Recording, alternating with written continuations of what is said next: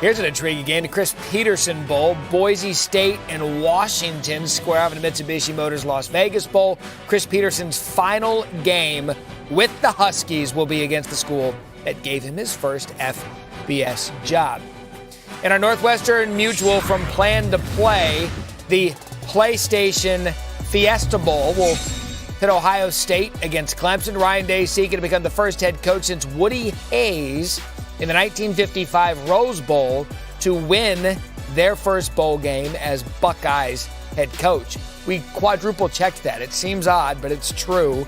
Maria Taylor now with the quarterback at the Clemson Tigers, Trevor Lawrence. Trevor, it was so exciting to be in the room when the matchup was officially announced, and as soon as they said Ohio State, everyone in here started roaring. What was your reaction to hearing the matchup? I mean, I think no matter who it was, we would have been excited, but just knowing that we've been to Arizona, well, not me personally, but this team has been to Arizona before and played Ohio State back in, 2016, and just kind of having that matchup again, it definitely is exciting. But honestly, no matter who it was up there, we were going to be pumped. Your coach, the first thing he said, he mentioned the history of starting number 1 and ending number 3 for the first time since 1966, almost to put a chip on that shoulder. How would you describe the reaction to hearing that little tidbit of information? Just, obviously Coach Sweeney's so good at that and giving us stuff that's true and that is happening. And just kind of looking at the season, like you said, going undefeated and still being number 3 at the end of the year, it definitely is a chip on our shoulder, and we're just excited to have the opportunity to prove ourselves. So. All right, thanks for your time, Trevor. Thank you. All right, Trevor Lawrence gets that Buckeyes defense, and we know it's a good defense led by Chase Young. That's the PlayStation Fiesta Bowl, the 2-3 matchup, LSU-OU, Chick-fil-A Peach Bowl, the 1 versus 4. If there's one theme in this playoff, 3 of the 4 quarterbacks are leading their respective programs after transferring from another high-profile school. If Burrow wins the Heisman, he would be the 3rd straight transfer quarterback to win it. All of this is to say, gentlemen, it's become free agency with quarterbacks entering the portal and going to a new school, and they have immediate success.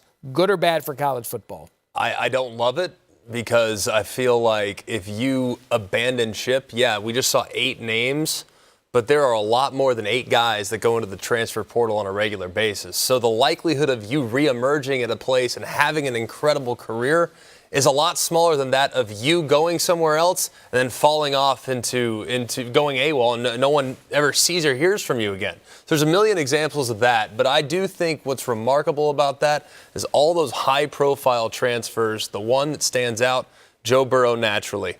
Coming out of Ohio State, he had 5 opportunities, only 1 in the Power 5. That was LSU. Others were Cincinnati, several in the American, and I think there might have been one more in the ACC, but it wasn't really fully bona fide offer, hey, you can come be our guy. LSU was the only big-time opportunity where he could chase a championship, and look, he happens to be maybe the best of the bunch naturally when looking at him, not just as a prospect, but obviously as a college player. Yeah, I love it, honestly, just because a lot of those guys, and not even just Burrow, had much success. Look at a guy like Shane Buechele. Leaves Texas, goes to SMU. They're sitting there for the first time since 1984 at 8-0, 9-0, had a phenomenal season.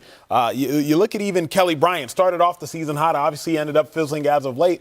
But you have some superstar guys that are allowed to reach their maximal potential. And just because it doesn't work out at one school doesn't mean it's not going to work out at another school. And we've seen some tremendous, phenomenal storylines. Nobody would have known the name Justin Fields in the manner that we have. 40 touchdowns, 1 interception. Think about that out of Fields. Does it give them an easy out to run away from competition, Coach?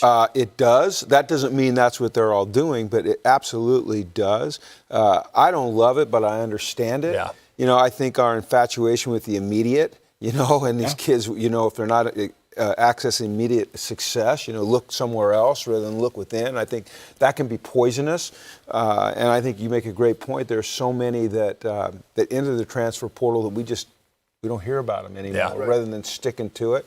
So I don't love it, but I do understand the young mind, and I understand their desire to be successful, to be the guy, to reach their potential. Tell you one thing, traveling around the country, doing different games every week, talking to coaches, the scary part is that for a coach, what happens to the backup? And all of a sudden the depth. I mean, look at Georgia. And what happened? Jake Fromm obviously keeps his job, but they go lose a couple 5-stars, and now you just wonder about the depth of the quarterback position in a lot of schools. And coaches are are scared to death of that, and sometimes they're out playing a guy a little bit just to make sure that they keep him happy. Yeah. We have just under a minute. Quickly, I want a final thought as we say goodbye and get into bowl season. I think final thought, the committee got it right. They made it very easy, but I think overall committee got it right with the order of things. And I think as a college football fan, when we've looked at the playoffs over the last several years, I'm eager about both the semis and what will inevitably be the championship game. I don't see any glaring blowouts. Quick. Final thought, I don't want to play Clemson. Thank God for the 14 playoff. Because if we were in the BCS era, Clemson would be watching Ohio State and LSU play. Yeah. That would be a travesty. 12:59 last night. It was LSU for me. 1 o'clock. It was Ohio State. As we sit here tonight at 10:59, it's Clemson. Let's go. There you go. We've come full circle. Thank you, everybody, for watching. Championship Drive. Who's in? Presented by Capital One. Is brought to you by Taco Bell's Live Más Student Section. Giving the biggest games back to the biggest fans, the students, since 2014. So young for a student there, I think. But fans gearing up to take their seats within the Live Más student section. Taco Bell and the College Football Playoff will be providing free tickets to 500 students of each school in the College Football Playoff games this year. Let's look at the 10 plays that shaped the College Football Playoff, starting with number 10, Oklahoma, Kansas State, fourth quarter, onside kick. It looks as if OU recovers. They have another look. Ball was touched by an Oklahoma player. You know, you really thought that Oklahoma was going to somehow find a way to make it the comeback, but no. Now, we thought at the time that could be it for Oklahoma. Things happen in front of them. They are in. Arizona State, Oregon, fourth quarter, ASU up. Jaden Daniels a dime to Brandon Ayuk. On 3rd and 17, right around there, 3rd and super long after a sack. I mean, crazy. And to think what Oregon was able to do beyond that, to thump Utah in the Pac-12 championship. Huge play in determining the Final Four. In the night, the Pac-12, perhaps they died in the playoff. Penn State, Ohio State. Justin Fields to Chris Olave, 28-yard touchdown. And Fields has been doing it with his legs all year, and he's made some big throws down the stretch. Ohio State, so much talent on both sides of the ball. Number 7, the play call that Nick Saban might think about for the rest of his career, putting Tua back in for the 2-minute offense, goes down, Tua out for the year. Bill Walsh, a wise man, once told me, he says, take him out of series before you really think that you should. And now Tua, we don't know what his decision will be, go pro or come back to Alabama.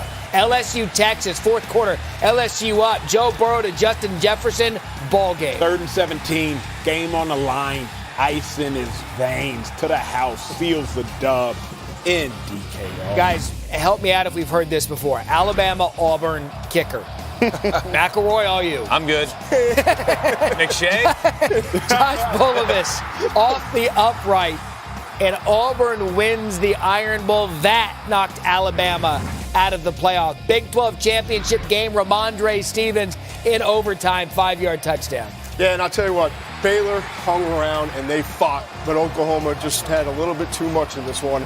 And now they're in position. And now we talk about that Oklahoma defense. Could this be the year where the defense at least has a chance against LSU? We'll soon find out. South Carolina and Georgia. How did Georgia lose to South Carolina? 4 turnovers. That's the ultimate neutralizer. And if you look at how South Carolina played in this game, it was the final time they actually put a full game together because it was all downhill from here. Georgia stumbles to the 4-8 game. Rodrigo Blankenship's missed field goals. We heard him say it earlier on the phone. You got to have a quarterback. 2-point conversion against Clemson. Sam Howell comes up short. Love Mac's decision to go for 2 here. Has to go for 2, but what a great stop by the Clemson defense. Saves their season early. Did save their season. It was also the one where Mac made a joke like, hey, how about give us credit? Don't move Clemson down in the rankings because they struggled with us. LSU, Alabama, Burrow to Clyde Edwards-Helaire. We had talked about how valuable this player is to this team. We coming and we ain't backing down. This is when you solidified that LSU, real deal, Holyfield. And Alabama, again, loses to LSU, and they will be in the Verbo Citrus Bowl featuring a matchup. This is a blue blood matchup. Alabama, Michigan. First year Alabama will not be in the college football playoff. The Wolverines have lost their last 3 bowl games, but are 2-2 all time against Alabama. So Alabama, we know, is going to go into this game with Mac Jones as their starting quarterback. He showed up and played well when he needed to when Tua went down.